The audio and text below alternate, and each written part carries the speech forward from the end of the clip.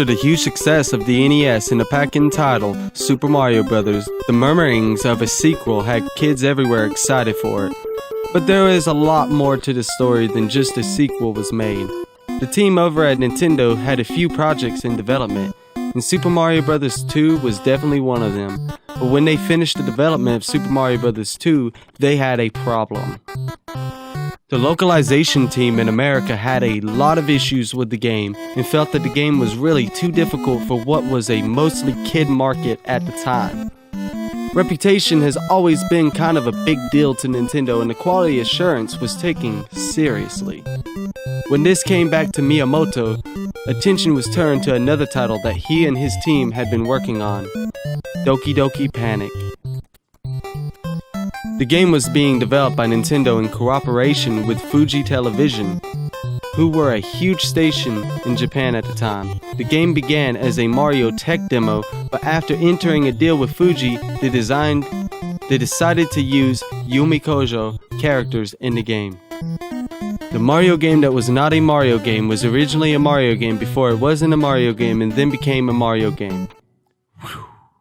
That is a doozy. Shigeru Miyamoto was more involved in Doki Doki Panic than he was the actual Super Mario Bros. 2, which would later be released in the US under the All-Stars collection of remakes as The Lost Levels. Let's talk a bit about the original game, Doki Doki Panic, before we get into the American release of the same game. Imogen was a balanced character that would eventually become Mario when the reskinning began. Mama was later replaced by Luigi and has the same floaty controls seen by Green Mario. He could actually jump slightly higher than Mama in the conversion though.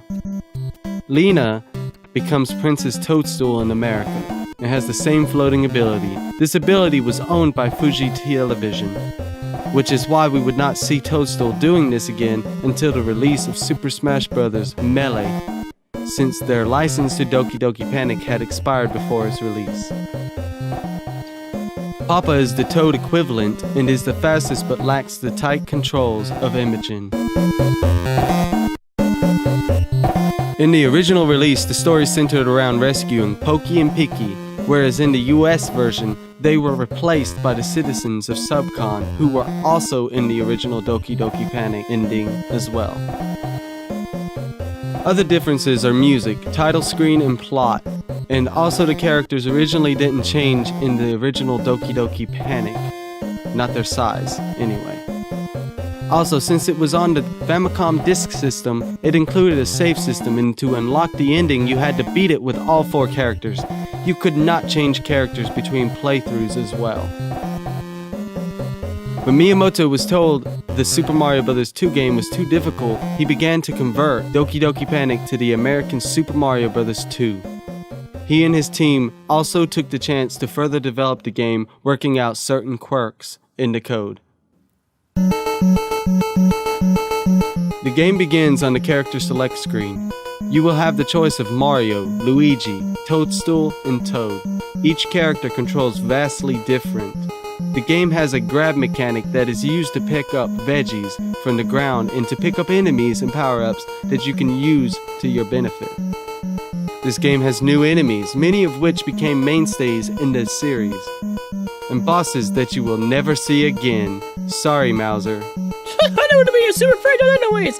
I swear to God, all you do is put me in one game and maybe in this little appearance thing, and all you do is make me do absolutely nothing. All I did is throw bombs in 2 levels or even 1 level in the freaking specialized version of the game where it made it too easy. You know, I'm tired of this freaking franchise not letting me do anything. They replaced me with freaking Chain Chomp?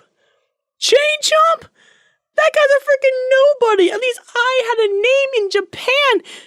It didn't really sound that good, but still, it did something. It's better than what they're trying to do now. And they brought Birdo in, and Birdo wasn't even a main villain. Like, what the hell is going on? I don't get it. I am so pissed. I don't. God, shut up! Put me in the game. Okay. Many of the new features have been used consistently in the series, and despite not being a Mario game, it sure is a solid Mario game. Anyway, that is Super Mario Bros. 2, and all in all, it is a good game and provided a free scroll and improved music and graphics. I give this game a 7 and suggest that you check it out when you get a chance. Anyway, thank you for watching this video. This has been Houdini Fontmeister. Remember to stay nerdy.